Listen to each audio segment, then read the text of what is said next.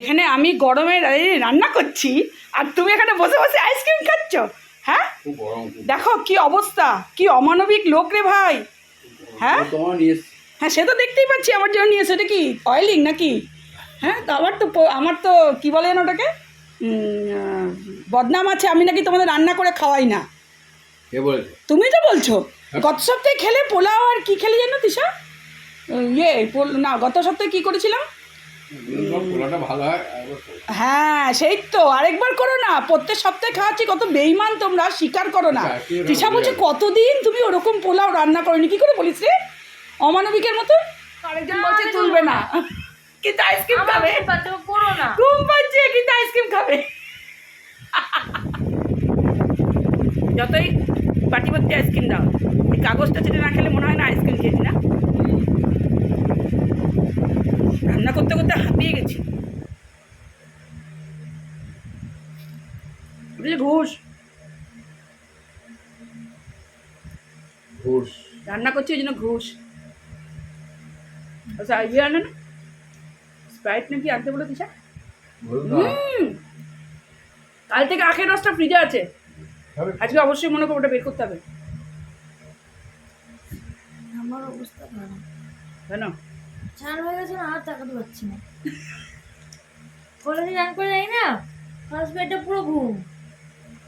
First বেডে class করতেই পারি না। চিন্তা করো সে ঘুমিয়ে ঘুমিয়ে ই পায় কি করে? ফার্স্ট বেডটা ঘুমায় শুধু, তারপরে থেকে জোশ চলে আসে। সেকেন্ড বেডে ফার্স্ট বেডটা পারি না। মানে সারা রাত কি করিস তুই? না চান করলেই ঘুম পায় তো আমার। চান ভাত খেয়ে যায়, আমি ফার্স্ট বেডে কাজ করি না কোনোদিনও। সবাই জানে আমার সামনে থেকে এটা অভ্যাস না। আমার সামনে একটা লম্বা ছেলে বসে ওর পেছনে ঘুম। কিসের ছোট থেকে এটা অভ্যাস না? স্কুলে গিয়ে ঘুম মারতো। ফার্স্ট ক্লাস আমি করতে পারি না, এখনো পারি না। এখন তো আরো সকালে আমার চান করলে ঘুম না। এই চান করছি ওখানে বসে পড়ছিলাম, তখন তো চান করে দিস স্কুলে। ওখানে বসে পড়ছি, চান করে ঘুমিয়ে আর ঢুলে পড়ে যাচ্ছে। জলদি গুটি ফাটি সব বই কাছে উঠিয়ে দিলাম। আশেপাশে মেয়েরা দেখে কিছু বলে না? ছেলে মেয়েগুলো সবাই ঘুমাচ্ছে। হোস্টেলে যারা থাকে তারা তো আসেই নাই গরমে ক্লাসে। আসছে দুটোর সময় ল্যাবটা করছে, টুক করে আবার ঘুমে চলে। ওই জন্যই গার্জেন কল হচ্ছে। অ্যাটেন্ডেন্স কমে গেছে। অ্যাটেন্ডেন্সের জন্য সে তো ওই জন্য গার্জেন কল।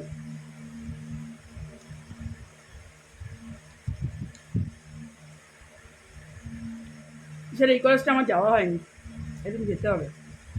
ঠিক আছে। এই কলেজে কোনো স্যারটারের সঙ্গে পরিচয়ও নেই। ওই কলেজে যেমন আবার যাচ্ছে যেতে পারতাম, মানে মলয় চাই বলছে আবার কি ওই কলেজে যেমন আমার মলয় চাইতে পরিচয়। যে কোনো অভিযোগ থাকলে আমি ডাইরেক্ট গিয়ে সেটা বলতে পারতাম না। তোমাকে এইচওডির সাথে কথা বলবে, যে হেড অফ দ্য ডিপার্টমেন্ট যেতে হবে। সেদিন যাবো বলবে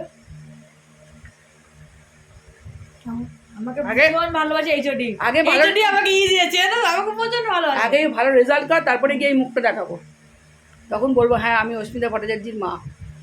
আর তুই বাজে রেজাল্ট করো তখন তো গেলেই বলবো আপনি অস্মিতা ভট্টাচার্যির মা। জানেন অস্মিতা কত পড়াশোনা কত খারাপ, আর এসে এসে ঘুমায়ও। স্যারের সামনে জীবনেও ঘুমায়নি। বলো তুমি ওই কলেজে যেমন নাম ছিল, সবাই বলতো যে না অস্মিতা ঠিক আছে। এইচওডি তো ক্লাস নেয় না, এইচওডিকে সব টিচাররা রিপোর্ট দেয় প্রতিটা স্টুডেন্টকে। প্রিন্সিপাল এক কথা চিনতে পারতো অস্মিতা ভট্টাচার্য ডেকে নিয়ে আসো। করে হ্যাঁ প্রিন্সিপাল যেতে পারবে না। এই কলেজে প্রিন্সিপাল তো ছিল, ওই কলেজে যেমন ছিল, প্রিন্সিপালের সঙ্গে যেতে পারবে ভালো না। গিয়েছিল আমাদের। যেতে পারবে না, তুমি প্রিন্সিপাল হচ্ছে পৌঁছতেই পারবে না। আর দরকার নেই স্যার কারোর সাথে দেখা করে না, কোনো প্যারেন্টস। আচ্ছা করবে কেন? এত বড় একটা কলেজে প্রিন্সিপাল কেন দেখা করবে? পাগল নাকি? ওই কলেজে করে টিচার্সরা করে সব। ওই কলেজে প্রিন্সিপালের সঙ্গে ভালো লিঙ্ক আপটা কেন হয়েছিল? যেহেতু আমার কাকু ছিল, তারপরে ওই কলেজে আমার স্যার রয়েছে, সেই সূত্রে একটা পরিচয় বেরিয়েছিল যে মানে আমি যখন ভর্তি করতে গেলাম তখন বললো আমার স্টুডেন্টের মেয়ে, সেই একটা ভালো ইয়ে পেয়েছিলিস, যার জন্যই তোকে তখন কলেজের প্রিন্সিপাল প্রচন্ড স্ট্রিক্ট। হ্যাঁ কারোর সাথে দেখা করে তাই জন্য তখন প্রিন্সিপালও ইয়ে করতো।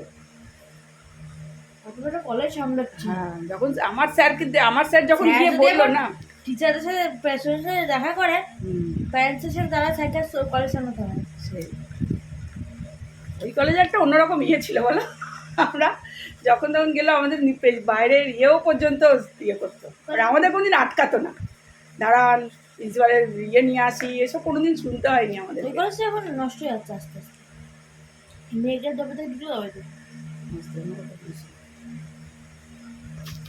নষ্ট হয়ে যাচ্ছে, মানে ইয়েটা নষ্ট হয়ে যাচ্ছে। বেসগুলো ভালো ভালো স্যারগুলো চলে গেছে না, পিএইচডি করতে, ধরো না এই কলেজে তো দাঁড়া অনেকদিন সোহম স্যার